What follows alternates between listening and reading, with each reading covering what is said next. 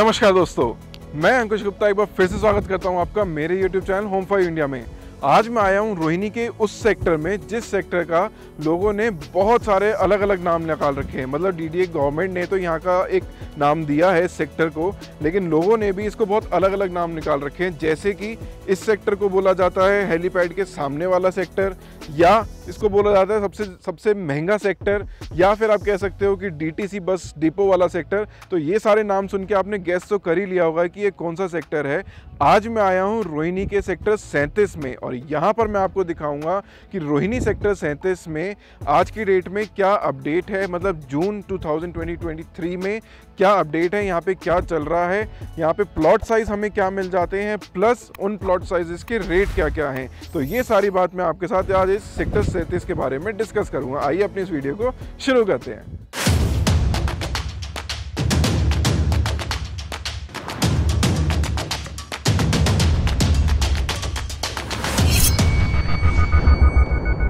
तो दोस्तों, सबसे पहले हम बात करते हैं सेक्टर 37 के बारे में। तो सेक्टर 37 के अंदर 3 ब्लॉक हैं, A block, B block, C block.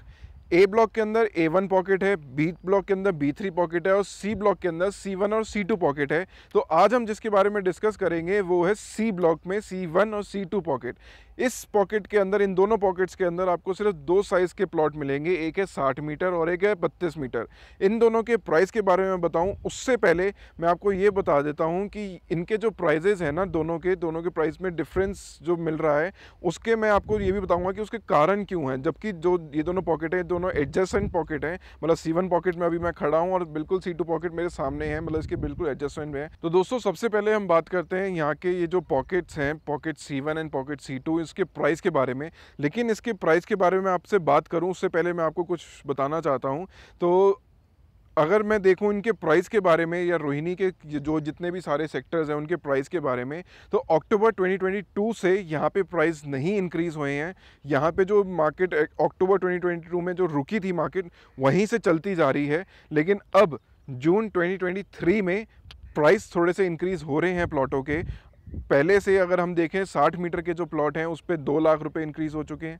32 metre के प्लॉट पे 50,000 या लाख रुपए अभी तक इंक्रीज़ हो चुका है। और आने वाले टाइम में, जो जैसे हम बात करते रहते हैं, हमारी कम्युनिटी है, हमारे ग्रुप्स हैं, हम लोग आपस में बात करते रहते हैं, तो मेरे को यही सुनने में आया है कि दिसंबर तक या फिर दिवाली तक ये प्राइस अभी इंक्रीज़ होंगे। तो अभी का जो टाइम है ना, ये बहुत अच्छा टाइम है। अगर आपको इन्वेस्ट करना है, कोई अच्छी जगह पे इन्वेस्ट करना है, तो आप अभी इन्वेस्ट कर सकते हो। अब मैं बताता हूँ आपको इसके प्राइस के बारे में। तो C1 पॉकेट में जो आपको 60 मीटर का प्लॉट मिल जाएगा वो मिल जाएगा 1,38,00,000 रुपये का। वहीं C2 पॉकेट में आपको 60 मीटर का प्लॉट मिल जाएगा 1,10,00,000 रुपये का। और अगर बात करूँ मैं 32 मीटर की, तो 32 मीटर का प्लॉट C1 पॉकेट में मिल जाएगा आपको 63 लाख रुपए का। वहीं C2 पॉकेट में मिल जाएगा आपको 50 लाख रुपए का।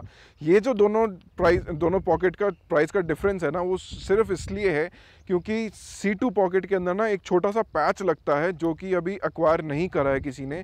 तो मतलब वो एग्रीकल्चर पैच है, जिसकी पहले लैंड थी ना, उसने DDA से स्टे ले लिया था या हाई कोर्ट से स्टे ले लिया था उस अपनी लैंड का, वो अभी एक्वायर नहीं हुई है। इसलिए C2 पॉकेट थोड़ी सी सस्ती है। लेकिन आज नहीं तो कल वो वाली जो एरिया है या वो जो एग्रीकल्चर लैंड है वो DDA एक्वायर कर ही लेगी और अपने अंदर ले लेगी। तो उसके बाद जब C1 पॉकेट और C2 पॉकेट है ना, दोनों के प्राइस का डिफरेंस जो ये अभी आ रहा है, मतलब 20-30 लाख रुपए का जो डिफरेंस आ रहा है, ये बिल्कुल ख़त्म हो जाएगा। बिल्कुल दोनों के प्राइस सेम हो जाएंगे। अब मैं बात करता हूँ ये C1 पॉकेट इतनी महंगी क्यों पॉकेट बुलाई जाती है, या सेक्टर 37 इतना महंगा क्यों बुलाया जाता है। तो मेरे पीछे आप देखोगे, मेरे पीछे ना जो रोड है, जो मेन रोड है, वो रिठाला वाली रोड है। रिठाला से अगर आप चलोगे तो सीधा सीधा बिल्कुल आपको चलना है, कहीं आपको मुड़ना नहीं है। अगर आप रोहिणी के अंदर पहली बार भी आ रहे हो ना, कोई भी बंदा पहली बार आ रहा है, वो कहीं और जाए ना जाए, वो सेक्टर 37 और सेक्टर 36 में ज़रूर आ जाता है। क्योंकि यहाँ की जो अप्रोच रोड है, यहाँ आने का जो रोड है ना, वो बहुत ईजी है। सीधा आप आओगे तो आपको बोर्ड दिख जाएगा, सेक्टर 37 के लिए लेफ़्ट मुड़ना है। यहाँ पे आप आ जाओगे और बिल्कुल सामने आपको पड़ जाएगा हेलीपैड।